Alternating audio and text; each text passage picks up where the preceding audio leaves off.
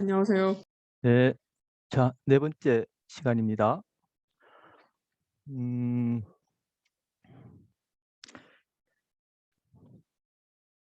오늘 시작하면서 제가 여러분한테 책 소개 하나 하고 싶어서 그거부터 보여 드리고 시작하죠.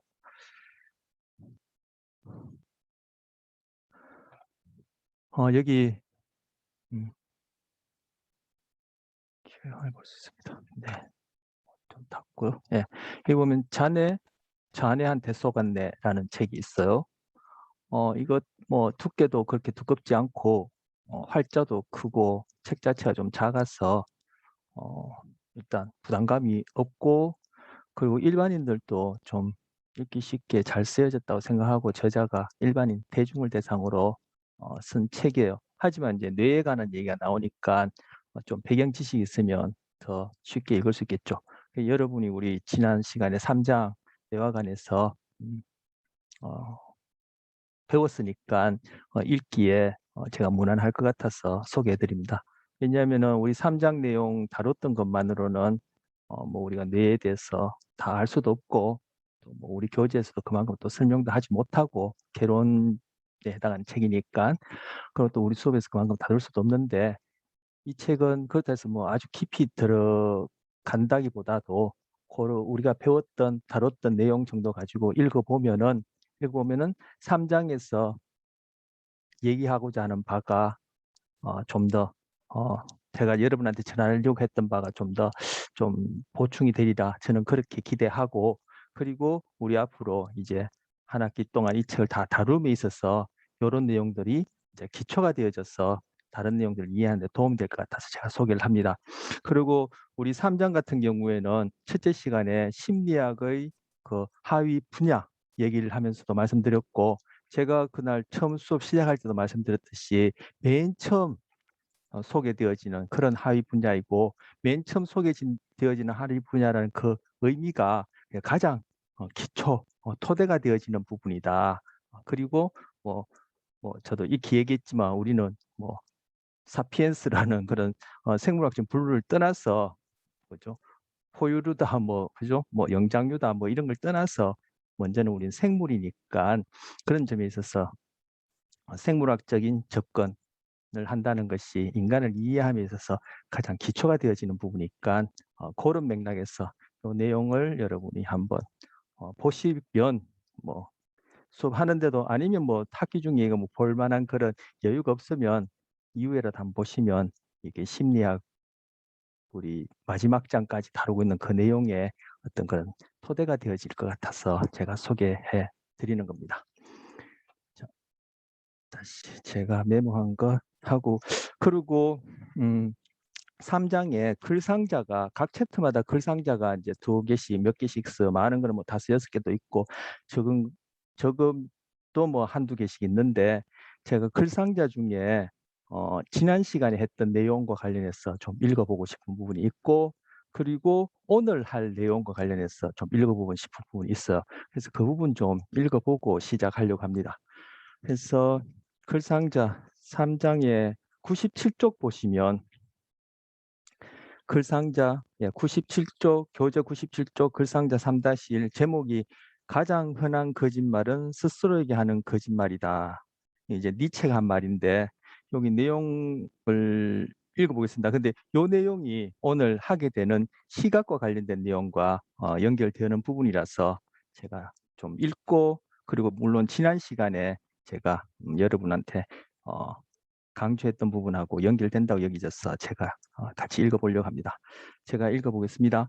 약물로 다스려지지 않는 심각한 뇌전증, 즉 간지를 과거에는 뇌량을 절단하는 정신외과술로 치료하곤 했다. 뇌량은 뒤에 나오네요. 뇌량은 좌우 대뇌 방구를 연결하는 커다란 축삭 다발이다. 우리 축삭 배웠었죠? 이렇게 뇌량을 절단하고 나면 뇌전증의 빈도와 정도가 매우 경감되어 약물 치료 효과도 좋아진다. 뇌량이 절단된 뇌를 분리뇌라 한다. 분리뇌는 좌우 반구 사이에 소통이 되지 않아 각 반구에서 일어나는 일들을 서로 전혀 알 수 없다. 분리뇌 환자에게 왼쪽 뇌에는 닭발을 보여주고 오른쪽 뇌에는 눈사람을 보여주었다. 그리고 물었다. 당신이 본 것은 무엇입니까? 네, 닭발입니다. 당신 앞에 놓인 물건 중에 당신이 본 것과 관계 있는 물건을 왼손으로 집어보세요.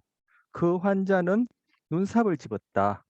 왼손은 오른쪽 뇌의 통제를 받는다. 그래서 여러분 이렇게 아시는 분도 계시겠지만 뇌의 오른쪽 왼쪽하고 우리 신체의 오른쪽 왼쪽이 서로 교차가 되어져요. 그리고 지금 뇌량을 잘랐기 때문에 오른쪽 뇌로만 입력된 정보는 왼쪽 뇌와 서로 그 정보를 나누지 못해서 왼쪽 뇌 입장에서는 전혀 모르는 거죠. 마찬가지로 왼쪽 뇌로 입력된 정보는 뇌량 서로 신호를 주고받을 수 있는 그 축삭 다발이 다 절단됐기 때문에 오른쪽 뇌에는 전혀 알려지지 않는 거죠. 근데 여기서 지금 왼손으로 집어봐라는 얘기는 뭐예요? 즉 오른쪽 뇌에서 처리된 정보를 통해서 왼손이 지금 뭔가 물건을 짓는단 말이에요. 그런데 이 사람한테 물어봤어요. 당신은 뭘 봤습니까? 예, 예. 물어보는데 닭발을 봤다는데 그 닭발은 왼쪽 뇌에다가 보여준 거예요. 자, 뒤에 읽어보면 이제 곧 부연 설명이 나오는데 왼손은 오른쪽 뇌의 통제를 받는다. 왜 눈삽을 골랐습니까? 닭똥을 치우려면 삽이 필요하니까요. 오른쪽 뇌에 들어온 정보를 전혀 알지 못하는 왼쪽 뇌가 일어난 상황에 맞게 이야기를 꾸며낸 것이다. 예. 지금 왼쪽 뇌에다가 닭발을 보여주고 본 것이 뭐냐 하니까 왼쪽 뇌가 본 그대로 닭발을 봤다 그러고 왼손으로 집어보라 하니까 본 그림과 관련된 그림을 앞에 쭉 여러 가지 펼쳐놓고 본 그림, 자기가 봤다라고 얘기한 그 그림과 상응하는 어떤 물건을 왼손으로 집어보라 하니까 왼손은 오른쪽 뇌에 명령을 받는단 말이에요. 그런데 닭발과 관련된 그러면 뭐 닭을 고르든지 이렇게 해야 될 텐데 눈삽을 골랐어. 그러고 당신이 눈삽을 왜 골랐냐 하니까 이 사람은 닭똥을 치우려면 이제 닭발과 관련돼 있으니까 닭똥을 치우려면은 삽이 필요하다 이렇게 얘기를 하는 거예요. 뇌량이 잘렸기 때문에 지금 오른쪽 뇌 왼쪽 뇌에서 처리된 정보가 서로 소통하지 않은 가운데 일어난 현상입니다. 오른쪽 뇌에 들어온 정보를 전혀 알지 못하는 왼쪽 뇌가 일어난 상황에 맞게 이야기를 꾸며낸 것이다. 대부분의 사람들은 왼쪽 뇌에 어느 중추가 있다. 이것도 이후에 우리가 배울 기회가 있을 텐데 배울 기회가 있는 것이 아니라 이 교재 3장에 그걸 이제 상세하게 설명을 해놨어요. 이후 장에는 지금 얘기하는 이것과 관련된 내용은 그 뭐 설명된 부분이 없는데 대부분의 사람들은 왼쪽 뇌에 어느 중추가 있다. 그리고 오른쪽 뇌와 왼쪽 뇌의 정보 처리 방식이 달라 정상인의 경우에도 오른쪽 뇌에서 일어난 일들을 왼쪽 뇌가 다 알 수 있는 것은 아니다. 여러분이나 저나 이렇게 분리뇌 수술, 즉 오른쪽 뇌와 왼쪽 뇌를 연결하는 그런 신경세포 축삭 다발들을 절단하지 않은 여러분이나 저처럼 정상인 경우에도 오른쪽 뇌와 왼쪽 뇌가 완전히 다그 정보를 그죠? 입력받는 정보를 다 그렇게 100% 공유하지 못해요. 왜냐하면 오른쪽 뇌와 왼쪽 뇌가 그 정보 처리한 특성 자체가 다르기 때문에 그래요. 지금 여기 문장이 있듯이 그래서 예, 다 알 수 있는 것은 아니다. 즉 거의 의식하지 못한다. 즉 오른쪽 뇌에서 처리된 정보를 왼쪽 뇌가 거의 다 그것을 넘겨받지 못하고 그러면 왼쪽 뇌는 어느 중추가 있고 우리가 의식적으로 자각할 수 있는 이러한 정보 처리까지 되어지는데 그 왼쪽 뇌는 오른쪽 뇌에서 일어난 일들을 대부분 의식하지 못한다는 거예요. 따라서 정상인에게도 분리뇌 환자 같은 일종의 이렇게 꾸며서 이야기가 일어나고 있다는 거예요. 여러분의 저한테도. 즉 이렇게 일종의 꾸며서 이야기가 왼쪽 뇌를 통해 무의식적으로 일어난다. 이건 모르는 거죠. 예, 그래서 무의식적으로 일어난다 이렇게 표현하고요.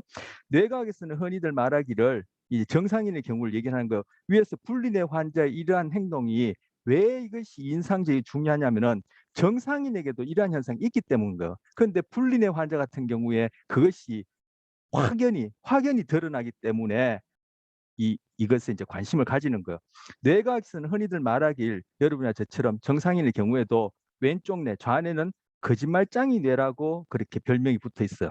정신분석학에서 말하는 우리 앞으로 이제 정신분석학과 관련해서 이제 다룰 기회도 있을 텐데 짧게 정신분석학에서 말하는 자아가 무의식적으로 사용하는 방어 기제들이 떠오른다.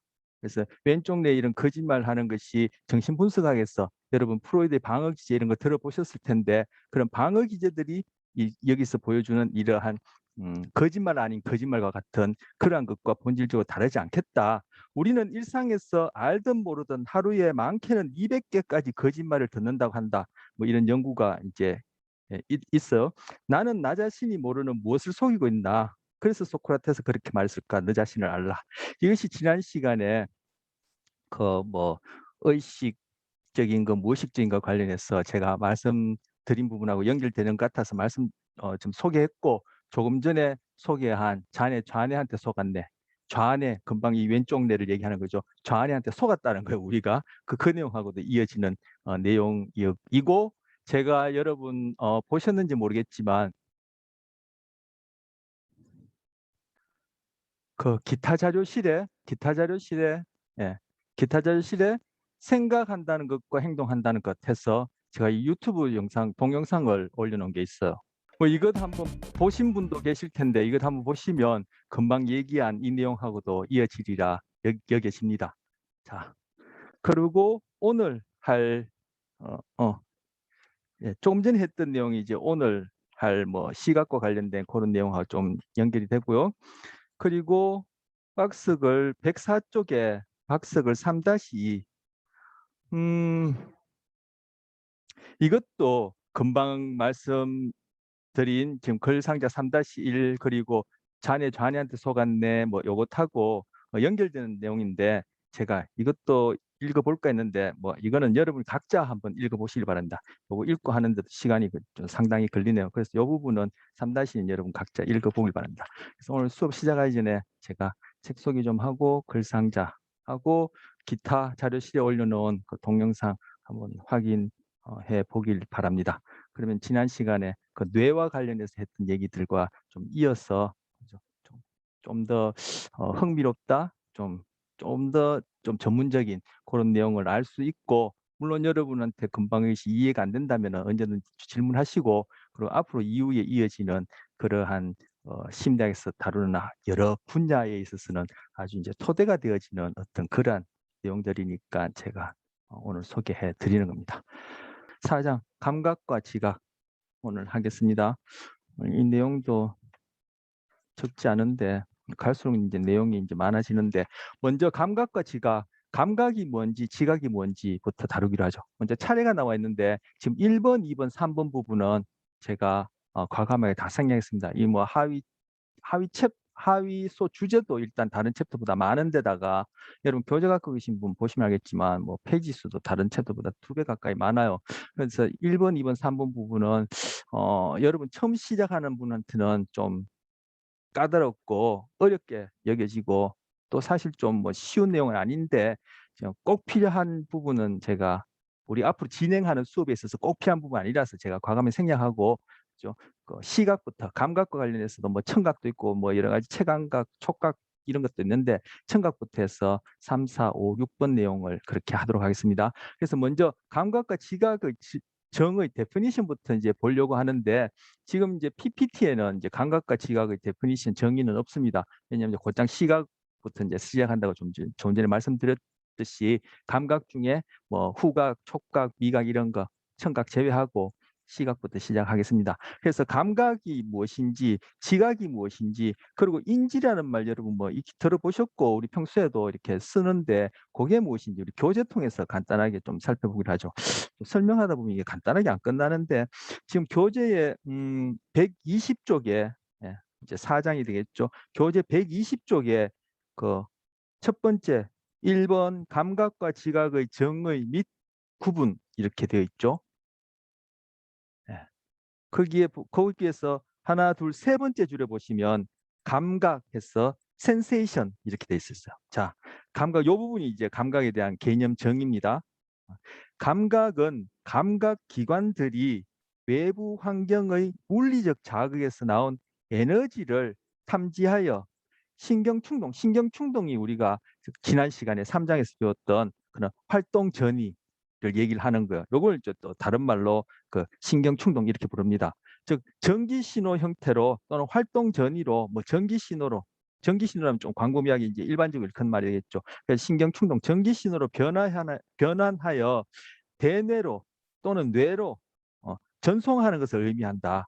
그 우리 지난 시간에 가지를 돌기를 통해서 신호가 들어오면은 그것이 축삭을 통해서 활동적인 형태로 다음 세포로 전달되고 그 시냅스를 통해서 또 전달되고 해서 그것이 결국은 뇌까지 전달되는 거. 예를 들어서 우리 이제 시각을 할 테니까 시각 같은 경우에 감각기관이 뭐죠? 바로 이 안구가 그죠? 시각과 관련된 감각기관이죠. 기관할 때 organ.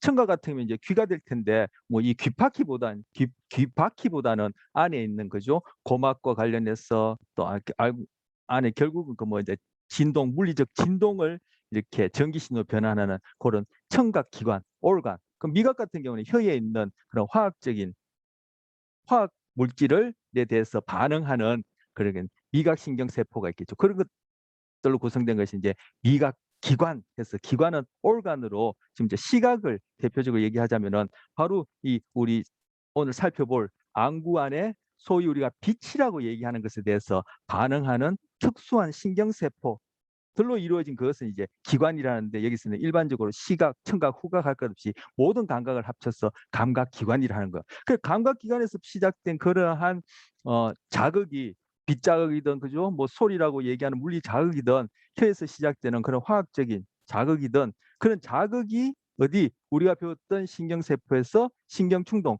전기신호 변환되어 가지고 그것이 시냅스해서 다음 세포로 또 시냅스해서 다음 세포로 결국은 뇌로 들어가는 거기까지를 감각이라는 거.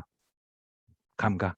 지금 금방 읽었던 부분을 제가 좀 보충 설명해서 좀 이렇게 길게 얘기를 한 겁니다. 우리 배웠던 내용과 관련해서. 그리고 거기 금방 읽었던 이것도 위에서부터 보죠. 자, 그 문장 하나, 둘, 셋, 넷, 다섯, 여섯, 일곱 번째 줄에 보면은 그런 다음 하면서 지각이라는 말이 나요. 지각. 지각, perception이라는데 지각이란 지각 과정이 일어나는데 이 단계에서는 이제 거기서부터 이 단계에서는 그 뒤부터 이제 개념 정의가 되겠죠. 자, 감각 다음에 지각 과정이 일어나는데 이 단계에서는 대뇌에 입력된 금방 말씀 뇌에 입력된 그러한 신경 충동 정보를 조직화하여 오르가나이제이션 하여 우리 뒤에 가서 오늘 지각과 관련해서 뭐 조직화한다 다른 말로 집단화한다 이런 말을 많이 이제 나오는데 오르가나이제이션 하여 의미 있는 대상이나 사건으로 해석하거나 적절하게 판단하는 과정을 지각이라 그래요. 자, 요건 우리 오늘 오늘 제목이 감각과 지각이니까 지각에 대해서 어떻게 조직화해서 그것을 우리가 알아보게 되는지 알아듣게 되는지 그죠 무슨 맛이라고 알게 되는지 그런 것들을 이제 다루게 되면 좀 더 이게 와닿으리라 생각해요. 물론 오늘은 시각과 관련해서만 하니까 그죠 그것을 어떻게 알아보게 되는지 뭐 제가 평이한 말로 표현하자면 그것이 지각이다. 그게 여기서는 이제 그 신경 정보를 뇌에서 조직화해서 그것에 서 해석하고 판단한다. 결국 뭐 빨갛다, 노랗다, 세모나다, 둥글다. 오늘 시각과 관련해서만 얘기하자면 그런 식으로 판단하게 된 것을 시각이다. 그래서 제가 평이한 말로 알아본다. 뭐 이렇게 이제 얘기를 한 거예요. 인식한다. 뭐 이렇게 이제 일반적인 용어로 제가 바꿔서 설명해 본 것이고요. 그럼 인지란 것은 무엇이냐 하면은 인지는 121쪽 바로 옆쪽 121쪽 제일 위에서 하나, 둘, 세 번째 줄에 오시면 거기에 보면은 인지 과정이 일어나기도 한다 해서 거기에 문장에 세 번째 문장이 있어. 여기 지금 문장 중간에 끊겼는데 그 시작은 첫 번째 문장부터 읽어볼까요? 첫 번째 문장이라 시작 센텐스 시작부터 121쪽의 두 번째 줄에 보시면 지각 과정이 완료된 후에는 대상과 연합된 그 대상과 관련 있는 연합된 기억이나 우리의 지식을 통해서 깊이 있게 정보 처리를 하는데 이것을 인지라 한다.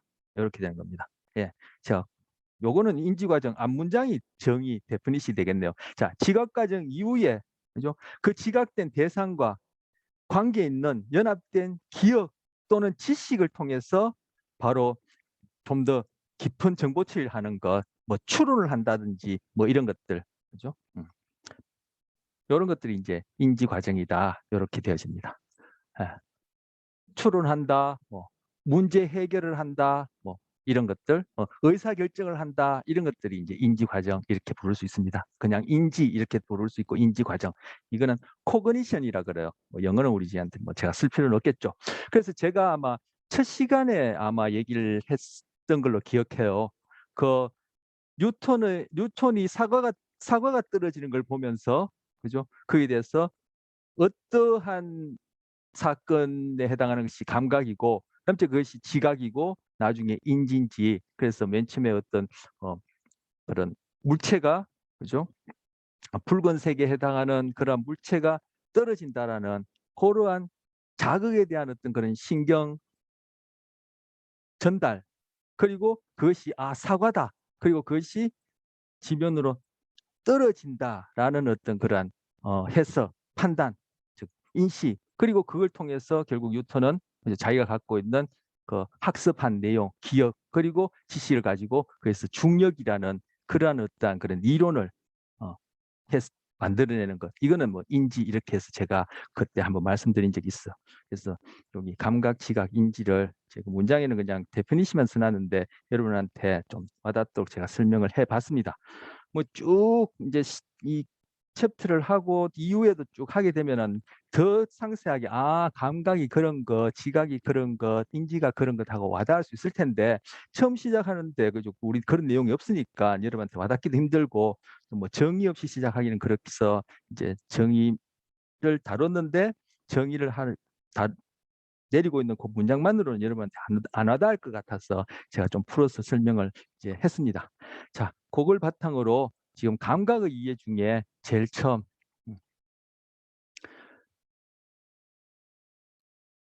시각 보겠습니다. 앞서 우리 지난 시간에 그 고무손 착각, 환상지 다루고 그것과 관련해서 고무손 착각이라는 거 다뤘었죠. 그것과 관련해서 또 그것과도 관련되는 이야기인데 뭐가 시각이 우리의 감각 중에 지금 감각 그죠?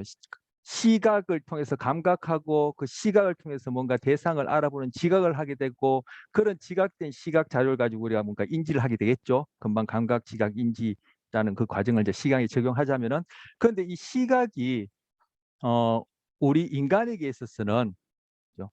가장 정교한 감각 기관, 감각 센소리 오르간, 감각 기관이고 가장 중요한 반면에 고무손 착각에서처럼 환상지를 치료, 거울을 이용해서 환상통을 치료하는 그 경우처럼 또는 고무손 착각에서처럼 우리에게 가장 많은 착각, 달리하면은 환각을 일으키는 감각도 시각이에요. 그래서 시각이 뇌 전체를 보더라도 시각과 관련된 뇌 부위가 거의 30% 이상 차지한다고 제가 들은 걸로 알고 구체적인 숫자는 제가 30%인지 뭐 35%인지 모르겠지만 그죠 하여튼 상당 부분 거의 3분의 1 이상 차지한다라고 직간접적 관련된 부분이 그렇다는 걸 제가 뭐 읽고 기억하는 바가 있고 그리고 이 시각이 뭐 내 밖에 있는 환경에 대한 그죠? 감각, 지각, 인지에도 굉장히 중요한 영향을 미치지만 그리고 나 자신의 존재에 대한 내 자신을 감각하는 데 있어서 시각적으로 감각하고 지각함에 있어서도 다른 감각에 비해서 굉장히 중요한 반면에 한편으로는 고무손 착각처럼 내 자신에 대해서 그렇고 오늘 배우게 될 내용에 이제 그런 내용들 많이 다루는데 내 밖에 있는 대상, 환경에 대한 지각에 있어서도 그렇고 가장 많은 오류, 착각을 낳는 경우가 해당하는 것이 시각이에요. 아이러니하죠. 가장 정교하고 가장 중요하고 상대적으로 가장 많은 역할을 함에도 불구하고 가장 많은 왜곡, 달리하면 착각을 일으키니까 시각이 뭔가 좀 아이러니하죠, 그죠? 자, 그래서 시각 먼저 우리는 뭘 본다라고 하면은 뭐 다른 감각에도 다 해당하는데 시각에 국한해서 지금 시각을 대표적으로 얘기하자면 우리가 뭘 본다라고 하면은 우리 눈에서 뭐 레이저 같은 게 이렇게 나와가지고 그죠? 소위 우리의 어떤 의지, 기대, 목적 이런 것들에 의해서 물론 여러분 눈에서 레이저가 나온다라고는 생각하는 사람 없을 거예요. 그런데 제가 비유적으로 뭔가 빌려와서 얘기하자면은 우리의 어떤 의지, 기대, 목적에 의해서 목표에서 레이지가 아니요 레이저 같은 것이 뭐 나와서 바깥에 있는 대상을 확 포획해서 이렇게 우리한테 가져오는 걸로, 이런 식으로 우리는 흔히 생각하기 쉬워요. 이런 식으로 생각하기 쉽기 때문에 우리는 다른 감각에 있어도 그렇지만 시각에 있어서는 내가 시각을 통해서 뭔가 인식하는 주체고, 내 밖에 좀 내 바깥 대상들은 객체해서 주체, 객체 이렇게 나눠서 이분법적으로 이렇게 생각하는 경향성이 있어. 이게 우리가 상식 심리학, 누가 심리학을 배우지 않더라도 뭐 이런 거 뭐 보는 것이 어떻게 이루어지는지 않더라도, 그죠? 안구가 어떻게 생기고 우리 앞으로 오늘 다루게 될 이런 내용을 전혀 모르더라도 누구나 다 자기가 주관적으로 경험할 때는 내가 뭔가 본다. 내가 어떤 목표, 의지, 기대에 의해서 레이즈는 아니지만 뭔가 나에게서 이렇게 나와서 바깥에 있는 대상을 확 포획해서 내가 가져와서 내가 능동적으로 적극적으로 인식한다, 이렇게 생각하지만 사실은 전혀 그게 아니에요. 자, 지금 보게 될 내용과 이제 관련되는데, 먼저 이 우주에 전자기파가 존재한단 말이에요. 그 전자기파가 쭉 있는데 그것을 이제 파장에 따라 학자들이 이게 이름을 붙였어요. 붙여서 쭉 우주에 존재하는 그런 전자기파를 파장의 파의 길이에 따라 이렇게 학자들이 이름을 붙여서 나눴는데, 그 중에 지금 여기 빨주노초 파란보라고 표시된 요 파장에 해당하는 것만 우리가 볼 수 있기 때문에 가시광선, 보는 것이 가능한 광선대, 즉 요 안에 있는 파장만 우리가 볼 수 있어요. 근데 여기서는, 그죠? 색깔을 이렇게 자외선이라 해서 보라색 밖이라 해서 푸른색으로, 적외선이라 해서 빨간색 밖으로 해서 이렇게 더 이게 보라색이 가깝나요? 어쨌든 이렇게 표시하고, 우리가 볼 수 있는 가시광선 안에는 빨주노초 파란보에서 하나, 둘, 셋, 넷, 다섯, 여섯, 빨, 주, 노, 초, 파, 남색이 없네요. 어쨌든 이 남색이 없는 것도 이게 이유가 있어요.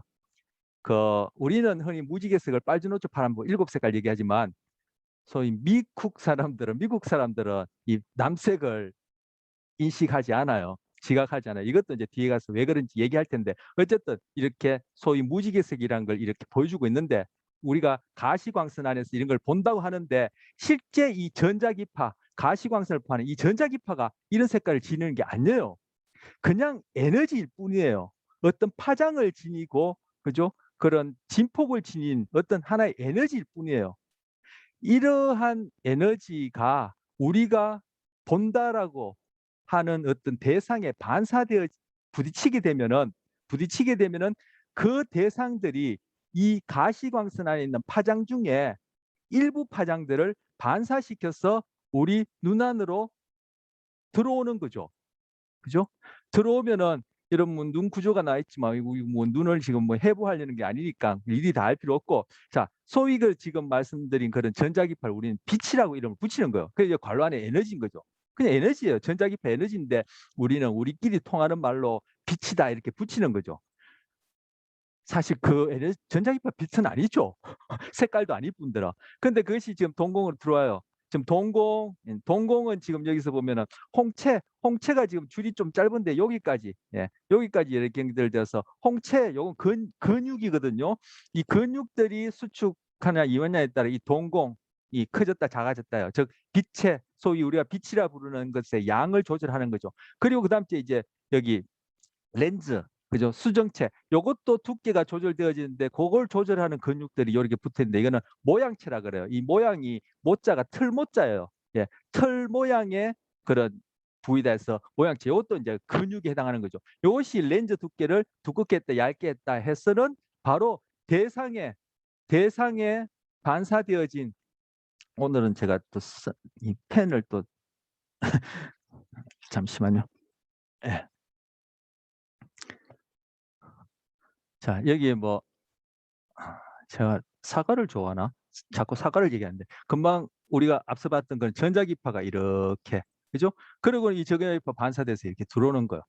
들어올 때 이 사과로부터, 지금 제가 하나만 그랬지만 이 전자기파 뭐 하나만 있겠습니까? 이거 뭐 그죠? 온 사방으로 이렇게 이 전자기파가 이 사과 표면에 반사되어서는 우리가 빨갛다라고 지각하게 되는 그 파장대에 해당하는 전자기파를 쭉 전달하게 되는 거죠. 그러면 그 반사된 전자기파가 여기서 보는 이 망막상에 비유하자면 이 스크린에 해당하는 거죠. 이 망막상에 가장 잘 맺히도록 이 수정체 렌즈의 두께가 얇아졌다, 좁아졌다 하게 되는 거예요.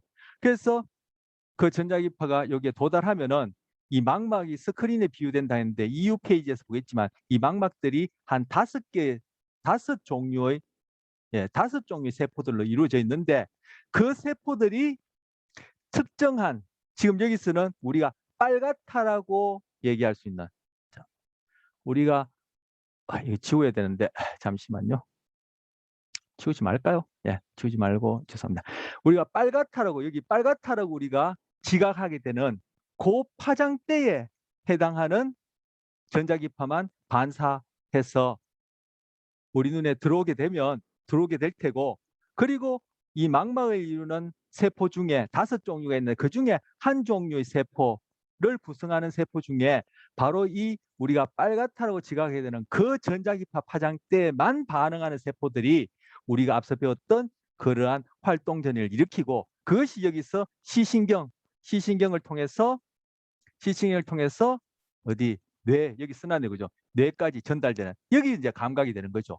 그리고 뇌에 가서 그것이 조직화되어지면은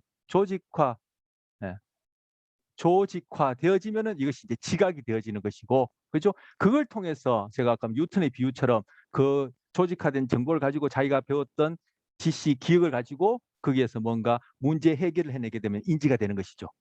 자, 그렇다면 지금 이제 빨갛다라는 거 이제 색을 예를 듭시다. 시각 중에는 뭐 우리가 모양도 보지만 그죠?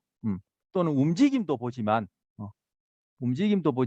지금 색과 관련해서 얘기를 하자면은 이 빨간색은 이 전자기파에도 없고 이 사과 표면에도 없고 이 망막에도 없고 뇌에도 없어요. 빨간색이라는 것은 어디에도 존재하지 않아요. 그런데 이 환경과 즉 환경상의 물리적 사건과 이 물질이라는 그 사과 표면 자체가 요 빨갛다라고 우리가 얘기할 수 있는 그 전자기파만 반사시키는 거죠.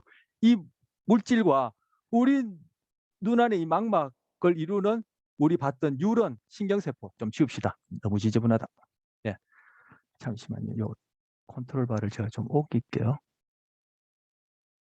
예. 이 망막상에 우리가 봤던 뉴런도 결국은 물질로 이루어졌죠. 물론 뭐 무생물은 아니지만 그죠? 유기체라고 얘기할 수 있는 어쨌든 물질로 이루어졌죠. 뉴런 그 결국은 이것이 신경세포 죄송합니다. 이 시신경은 결국 이 망막에 있는 신경세포의 축삭들로 이루어진 거거든요. 그것이 우리 배웠던 시냅스 통해서 뇌로 들어가요. 뇌도 결국 물질이죠. 그것도 우리가 봤던 이런 뉴런들로 이루어졌단 말이에요. 거기서 일어난 일은 우리가 앞서 배웠던 전기신호, 화학신호 이런 것들이 계속 반복될 뿐이에요. 그런데 이러한 물질 현상을 통해서 우리는 그중에서 빨강이라는 이러한 심적 경험을 하게 돼요. 즉 추상이 발생하는 거죠. 추상이.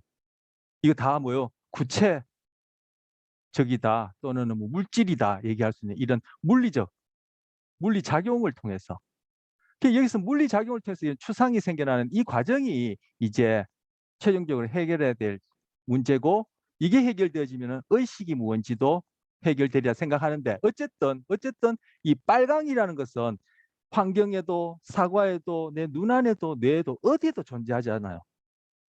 자, 아까 제가 말씀드릴 때 이걸 지어야 되는데 우리가 뭘 본다고 할 때 그죠? 내가 어떤 주체가 되어서 내 안에서 뭔가 그러한 기운이 에너지가 나와서 바깥에 있는 대상을 팍 포획해서 내가 인식하는 것 같지만 전혀 그렇지 않다는 것을 알 수 있죠.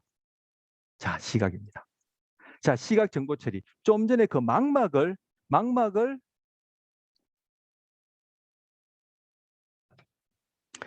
질문은 제가 설명 마치고 쉬는 시간이나 아니면 우리 따로 질문 시간에 또 하기로 질문 올려놓으세요. 질문 잘하셨어요. 제가 지금 그 다 읽어보지 못했고 시각에 관한 질문인데 제가 조금 설명하고 잠시만요. 컨트롤 바를 제가 좀 옮기고요. 시간이 벌써 35분 지났어요. 자, 이게 지금 망막을 확대한 거예요. 아까 망막 안에 5개의 신경세포 종류가 있다는데 지금 이 색깔로 이게 한 종류, 그다음 여기 이게 짙은 청색인가요? 뭐 색깔에 대해서 잘 요거 두 번째, 요거 지금 세 번째, 네 번째, 다섯 종류인데 우리 뭐 다섯 종류 이름 다 알 필요는 없어요. 없고 지금 여기서 소개하는 추상체, 간상체, 이게 추상체, 간상체에 해당하는 것이에요. 여기서 이렇게 원뿔처럼 생긴 게 추상체고 이렇게 막대기처럼 생긴 게 간상체예요. 여기 써놨듯이. 그리고 양극세포, 이게 양극세포예요. 뭐 세포체를 중심으로 양쪽에 이렇게 돌기가 나왔다 해서 극폴라 이런 이름으로 양극세포. 그럼 이제 마지막에 있는 이 녹색으로 표한 이것이 신경절세포예요. 신경절세포. 물론 세포들이 이렇게 색깔을 가진 건 아니에요. 우리 구별하기 좋아하는 색깔을 입혀놓은 건데 지금 망막이 아까 망막이 안구 뒷면에 이렇게 망막이 측면해서 뒷면을 이렇게 망막이라고 부르는 이러한 구조가 있는데 바로 빛이 이 방향에서 이렇게 들어오는 거예요. 지금 요 망막 요렇게 지금 요만큼이 그죠? 요 두께가 요 망막인데 그죠? 이 망막 부위를 지금 확대해서 보여준 게 다음 그림인데 그죠? 빛은 이 방향에서 들어오고 그죠? 망막을 확대한 그 그림이 지금 다음 그림인데 보면은 추상체, 간상체라는 것이 망막 뒤쪽에 있어. 그래서 빛은 이 방향으로 들어온 거죠. 여기 빛을 쓰놨듯이. 그런데 이 바로 우리가 빛이라고 얘기한 전자기파에 그죠? 선택적으로 반응하는 세포가 바로 이 추상체, 간상체예요. 만약에 추상체, 간상체가 없다, 아니면 추상체, 간상체가 고장났다면은 우리는 말 그대로 맹인이 되는 거예요. 못 보는 거예요. 얘들은 이 나머지 이 세포들은 전자기파에 반응할 수 있는 그런 특성을 지니고 있지 않아요. 그래서 바로 추상체, 간상체가 바로 우리가 빛이라 부르는 전자기파에 반응하는 세포고 얘들이 그것을 전기신호로 변환해가지고 바로 우리가 배웠던 시냅스에서 양극세포로 옮겨주면은 이 양극세포가 그것을 또 처리한 다음에 또 시냅스를 통해서 신경절세포로 옮겨주고 신경절세포의 축삭들이 지금 아까 시신경이 뉴런의 축삭을 이루어졌다 했는데 바로 그 축삭이 어떤 뉴런, 어떤 신경세포의 축삭이냐면 바로 이 녹색으로 그려놓은 이 신경절세포의 축삭들이 그죠? 모여가지고 이시 뇌로 들어가는 시신경이 되는 거예요. 제가 뭐 낙서를 많이 해서 자 그래서 지금 추상체, 간상체, 그죠? 그리고 양극세포, 그리고 신경절세포. 그 신경절세포의 축삭들이 모여서 시신경, 그것이 뇌로 이제 전기신호, 즉 신경충동이라고 여기서 표현하는데 우리가 배웠던 활동전이 형태로 전기신호를 보이는 거죠. 이 지금 다 진짜 감각 과정인 거예요, 그죠? 그것이 이제 들어가서 아까처럼 빨갛다, 그리고 뭐 사과다 이렇게 알게 되면 이제 지각이 되는 것이고, 아 사과, 난 사과를 먹고 예전에 그죠 알러지가 있어서 한번 죽다가 살아날 뻔했어. 아, 난 사과를 보면은 그냥 소름이 끼쳐. 이렇게 되면 이제 뭐 인지까지 이제 처리가 되겠죠. 자, 그래서 지금 그렇게 소개를 하고요. 그다음 다음 과정은 금방 그렇게 요 그림을 봐야겠네요. 자, 근데 여기서 중심화, 아까 제가 중심화를 얘기하는데 중심화는 뭐냐면은 바로 우리가 어떤 대상을 볼 때 그 대상에 대해서 가장 초점이 명확하게 잡히는 부분을 중심화라 그래요. 그래서 말 그대로 센터, 중심했다, 중심이고 왓자는 이렇게 속 들어갔다, 함몰되어 있다는 뜻으로 왓자를 붙이는 거예요. 중심화요. 여기 중심화에 맺히는 상이 가장 또렷하게 맺히는 거죠. 즉 우리가 초점 잡을 때 어떤 대상을 볼 때 그죠? 바로 이렇게 탁 뭐 어떻게 표현할 뚫어지라고 이렇게 본다 할 때 그죠? 딱 집중해서 볼 때 바로 그때 그 대상이 이 중심화에 맺히는 거예요.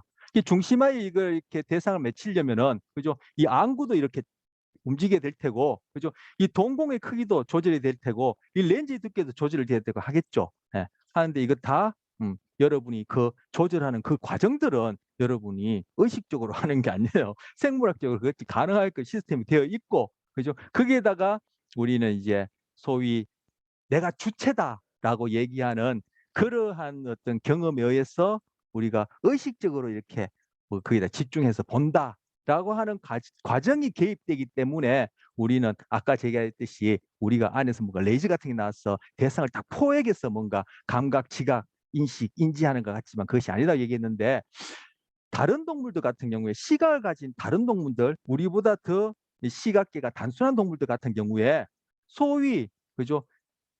자기 자신이 어떤 대상을 보기 위해서 어떤 목적과 기대를 위해서 그것을 집중해서 본다 라고 하는 그런 과정이 의식적으로 자기가 주체감을 가지고 그렇게 할까요? 그렇지 않단 말이에요. 그게 생물학적으로 다 시스템 되어 있고 우리는 거기에다 덧붙여서 걔네들보다 소위 내가 의식적으로 내가 자각해서 주체적으로 뭔가 본다라고 내가 경험할 수 있는 그러한 과정들이 더 덧붙여져 있다. 이렇게 생각할 때, 그죠? 그 심리학의 창시자라고 얘기한 분터가 얘기했듯이 우리의 모든 의식 과정은 무의식적인 처리 과정의 구성적 산물이란 말이 여기도 적용되는 거예요. 제가 이 얘기를 왜 했냐면은 우리가 중심화에다가 어떤 이미지를 떨칠 때 그것이 서양 철학이 얘기하는 것처럼 주체, 객체, 능동, 피동 이런 의미로 우리가 중심화에다가 내가 완전히 의식적으로 의지적으로 떨어뜨리는 것이 아니다. 초점을 맺는 것이 아니라는 얘기를 이제 하려는 거. 그 밑에 다 뭐 우리는 의식하지 못하지만 자동화되어 있는 진화를 통해서 자동화되어 있는 그러한 생물학적 메커니즘에 의해서 이렇게 중심화에 포커스를 맞추게 되는 거예요. 그 밑에 근본 토대가 되어지는 것은 그 얘기를 말씀드리려고 한 거예요. 이러한 시각이 뒤에 가서 그죠? 뭐 발달이니 뭐 그죠? 뭐 사회 심리학이니 뭐 응용 심리학 부분 지금 제가 마음이 급해서 하나하나 다 생각 안 나지만 우리가 다루었던 그런 하위 분야, 뭐 소비자 광고까지 해도 이런 것들이 다 적용이 되어져요. 이런 눈이 있고 응용 부분에서 얘기하는 현상을 보는 것하고 그냥 응용 부분에서 얘기하는 현상만 그냥 재미거리, 흥미거리 얘기하는 거하고 다르죠. 이해하는 수준이. 자, 뭐 좀 다른 얘기 좀 했습니다만, 자, 이 중심화라는 게 있습니다. 그 가장 이제 명확하게 초점이 잡히는 부분이에요. 근데 이 그림에서 보면은 바로 이 시신경이 아까 뭐라고 했죠? 망막에서의 신경절 세포의 축삭들이 그죠? 뇌로 이렇게 빠져나가는 부분을 했죠. 예, 빠져나가는 부분. 그러면은 지금 이 그림상으로 보면은 요 그림상으로 보면은 망막의 가장 안쪽 부분, 그 빛이 이 방향으로 오는데 가장 안쪽 부분에 지금 이 추상체, 간상체를 합쳐서 뭐라 그러면은 광수용기라 그래요. 요걸 광수용기 또는 광수용체. 예. 이게 뭐 포토 리셉터. 예. 우리 그뭐 신경 전달 물질 할 때도 리셉터란 말 썼죠. 그래서 포토 리셉터에서 광수용체라 얘기하고 이건 일반적인 용이죠. 빛에 대해서 받아들인다, 또 빛에 대해서 반응하는 세포다 해서 일반적으로 부르친 이름이고 광수용기는 크게 추상체와 간상체로 이제 나눠진다. 이렇게 볼 수 있는데 볼 수 있는 거죠. 이제 그런데 지금 이 빛이 이 방향으로 들어와서 얘들이 신호를 발생시키고 그다음 에 양극세포로 그다음 에 신경질 세포로 이렇게 진행해서 얘들이 활동 전이를 바로 축삭을 통해서 결국 이 축삭들이 엄청난 숫자가 모여서 시신경을 이루게 되는데 축삭을 통해서 빠져나간단 말이에요. 그 빠져나가는 것이 지금 여기서 보여주고 있는 이 부분이에요. 이 부분. 예. 이 부분이 지금 그렇죠? 여기 이만큼이 지금 시신경이 이만큼 막 빠져나가는 거예요. 그럼 이 시신경이 있는 이 부분은 시신경이 시작되는 이 부분, 시신경은 뭐 이까지도 진행되겠죠, 그죠? 뇌의 어떤 특정한 부위까지도 이까지 이제 시신경이 될 텐데, 이 시신경이 시작된 이 부분에는 뭐가 없다? 양극세포나, 그죠? 아까 봤던 광수용기, 그리고 나머지 뭐 두 종류 더 있는데 두 종류는 지금 집어치우고, 그죠? 제가 소개한 대표적인 세 개 중에 두 개, 양극세포나 광수용기가 없어요, 여기는. 바로 시신경 시작 이 부분에는. 아까도 제가 음, 이 그림을 가지고 처음 시작할 때 이 추상체, 간상체라고 나누어 부르는 이 광수용기가 이거 지금 뭐 그리려면 또 어쨌든 이 광수용기가 없거나 이것이 고장 나면은 나머지 세포들이 다 멀쩡하더라도 못 본다 그랬어요. 왜? 다른 세포들은 전자기파에 반응할 수 있는 특성이 없어요. 얘만 전자기파에 반응할 수 있는 특성이 있단 말이에요. 그런데 조금 전에 뭐 바로 신경절 세포가 망막으로부터 빠져나가는 부분, 즉 시신경이 시작된 이 부분에는 제가 또 이거 쓰려면 또 컨트롤 클릭해야 되는 이 부분에는 금방 양극세포는 차치하고 광수용기가 없어요. 바로 이 부분에 떨어지는 전자기파, 그죠? 이 부분에 떨어지는 전자기파는 뭐 이쪽 방향에서 들어오겠죠. 전자기파는 뭐 신호 처리가 안 돼요. 그래서 이 부분을 맹점이라 그래요. 맹점. 이 맹점 찾는 테스트 해보면 보면 재밌는데 뭐 교재도 소개 안 되어 있을 뿐만 아니라 그걸 이제 테스트 해보고 여러분 실습해 보려면 이거 이제 시간이 이제 제법 먹기 때문에 제가 생략하는데 여러분 관심 있으면 인터넷상에 맹점 찾는 것 아니면 오늘 뭐 질문 시간 따로 마련되면 맹점 찾는 것 한번 기회 되면 해보면 재밌는데 여러분 맹점이 지금 여기서 눈 하나만 보이지만 양쪽 눈에 다 맹점이 있단 말이에요. 시신경이 지금 다 양쪽 눈 오른쪽에 빠져나가서 내로 들어가니까 이 맹점이 둘 다 있는데 여러분이 한쪽 눈을 깎든 두 쪽을 다 뜨든 여러분은 이 보고 있는 이 화면 즉 시야 보고 있는 시야상에서 맹점에 해당하는 부분을 지각하지를 못해요. 지각하지 못해. 분명히 내가 보고 있는 이 대상을 보든 화면을 보든 흰 벽을 보든 어디를 보든지 간에 분명히 이 전자기파가 온통 내가 보고 있는 이 시야상의 대상에 반사되어서 들어올 텐데 분명히 맹점에 떨어지는 전자기파가 시작되는 반사되어지는 대상 부분이 있을 거 아니에요. 근데 이 맹점에서는 광수용기가 없기 때문에 여기서는 전혀 신호 처리가 안 되니까 거기는 뭔가 대상이 보이는 대상이 없어야 된단 말이에요. 그런데 여러분이 보고 있는 시야상에는 맹점에 해당해서 여러분 결코 지각할 수가 없어요. 왜 그렇게 되었냐 하면은 바로 뇌 안에서 자동적으로 그 맹점 부분을 주변하고 맥락에 맞게끔 주변하고 맞게끔 조화가 되게끔 그 부분을 지각하게 돼요. 바로 뭐예요? 이게 진화를 통해서 생물학적으로 그렇게 지각하게끔 되어 있다라는 거예요. 예. 맹점과 관련해서 이게 굉장히 재미있고 이 원리가 그대로 뒷부분에 있는 내용뿐만 아니라 앞에서 봤던 그러한 그 박석을 그리고 뭐 우리가 있던 자각과 관련된 이런 내용하고도 이어지는 중요한 그런 시그니피션 중요한 의미가 있는데 제가 그것까지는 지금 말씀드릴 수 없고 하여튼 금방 말씀드린 대로 우리가 맹점을 경험하지 못하는 것은 뇌에서 그죠? 맹점 주변 부위의 그런 시각 정보를 가지고 맹점 부위에 해당하는 것을 그 부분을 채워 넣기라고 얘기하는데 그 부분을 조화롭게 그 부분을 지각하게끔 그렇게 뇌가 진화적으로 설계되어 있다는 거예요. 그것이 아까 지각 얘기할 때 조직화한다. 오르가나이제이션 한다는 거예요. 그것이 자동적으로 그렇게 되어 있는 거예요. 어떤 동물들은 우리처럼 이 빛이 들어오고 망막 제일 뒤쪽에 광수용기가 있지 않고 어떤 동물들은 광수용기가 가장 앞에 있고 신경질 세포가 제일 뒤에 있는 이런 동물들도 있어. 이런 동물들은 맹점이 없어요. 맹점이. 신경절 세포의 축삭이 빠져나감으로써 여기에 광수용기가 자리를 뺏기는 이런 현상이 없이 그냥 제일 앞에 광수용기가 있고 그다음 신경절 세포가 제일 뒤에 있으니까 그애들은 이제 맹점이 없죠. 맹점이 없는 동물도 있고 우리처럼 맹점이 있는 동물도 있는데 우리 같은 경우에 그 맹점을 경험하지 못해요. 맹점은 이 정도로 얘기하기는 굉장히 중요하고 우리 뒤에 응용 부분에 나오는 우리 심리적 현상에 대한 어떤 기본 원리를 가르치는 부분이라서 제가 굉장히 아쉬운데 뭐 다른 내용이 있어서 어쩔 수 없습니다. 넘어갑니다. 그게 지금 맹점, 시신경과 관련해서 얘기한 맹점이에요. 중심화 얘기했죠. 중심화 맹점. 지금 여기서는 중심화 맹점이 뭐 어느 정도 위치에 상대적인 위치를 표시해 주는 거예요. 그래서 요 그림이 지금 맹점 찾는 거예요. 여러분 교재 가지고 내용 읽어보시고 맹점 찾기 한번 해보세요. 자, 요거는 뭐냐면은 이제 이 시신경이 뇌의 특정 부위에 가서 시냅스하고, 그죠? 또 그것이 또 시냅스에서 또 뇌에 처리되어지는 그 과정을 보여주고 있는데, 뭐 상세하게는 제가 얘기할 수 없고, 그죠? 우리 바로 뒤통수 부분이 시각에 대해서 가장 먼저 정보 처리를 하는 부분이 되겠네. 그죠? 뒤통수 부분을 1차 시각 피질이라 얘기를 해요. 시간이 다 됐는데 이 부분만 하고 쉬죠. 빨리 제가 하고 마치겠습니다.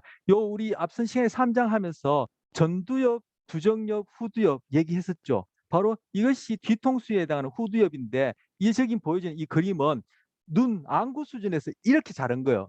이렇게 잘라서 위에서 봤을 때 지금 안구가 있고 그다음째 여기는 이제 측두엽이 되겠죠. 측두엽 그리고 이 부분이 지금 전두엽이 되겠죠. 두정엽은 지금 이만큼 잘라서 없애버렸으니까 지금 여기서는 안 나타나고 이게 후두엽이 될 텐데 후두엽 뒷부분 이 부분이 그 시각 정보가 대뇌 피질에서 제일 먼저 도달하기 때문에 1차 시각 피질이에요. 그런데 지금 1차 시각 피질에 도달된 정보를 보면은 이 색깔 칠해놓은 대로 오른쪽 부분은 내가 보고 있는 바깥 대상 시야의 왼쪽 부분하고 연결돼요.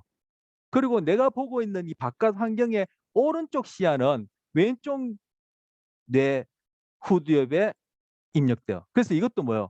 서로 엇갈리죠. 아까 몸과 뇌가 서로 엇갈린다. 제가 박석을 3-1 읽으면서 그죠? 왼손은 오른손에 지배 통제를 받는다 얘기를 하면서 엇갈린다 했는데 이 경우에도 시각 같은 경우 우리가 보고 있는 화면에서 오른쪽 왼쪽이 뇌로 들어갈 때는 이렇게 엇갈려서 입력되어지게 되고, 그리고 뭐 제 지금 손을 예를 들자면은 손을 움직일 때 왼손은 죄송합니다.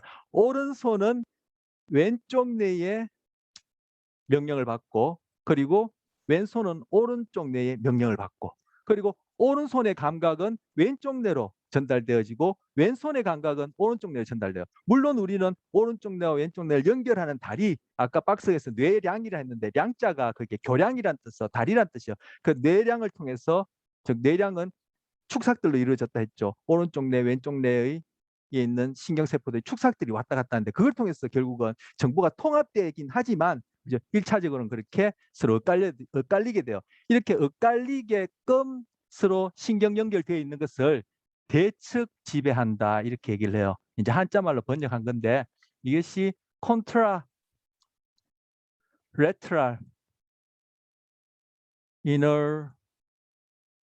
이너베이션이라 그래요.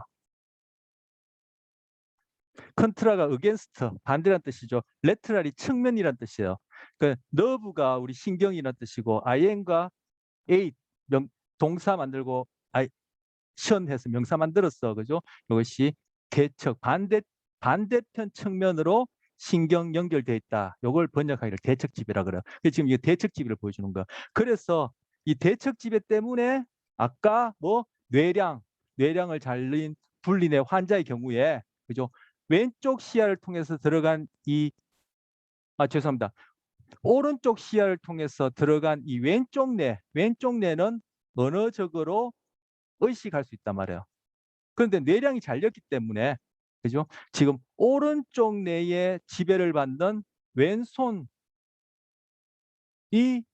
하는 행동을 이 왼쪽 뇌는 오른쪽 뇌와 신호를 주고받지 못하기 때문에 왜 그런 행동하는지를 몰랐어요. 그래서 이 언어적으로 의식하는 왼쪽 뇌가 소위 거짓말장이라 얘기한 별명부터 이 뇌가 왼손이 눈삽을 고른 이유가 그죠? 닭똥을 치우기 위해서 골랐다 그랬어요. 왜? 왼쪽 뇌로는 어떤 정보다면 닭발이 이쪽으로 입력됐거든요. 근데 사실 이 오른쪽 뇌에 입력된 정보는 뭐냐 하면은 그죠? 눈 오는 장면이 입력됐어요. 그걸 오른쪽 뇌에다 보여주고 오른쪽 뇌의 명령을 받는 왼손으로 골라보라니까 눈 오는 장면에 해당하는 눈삽을 고른 거죠.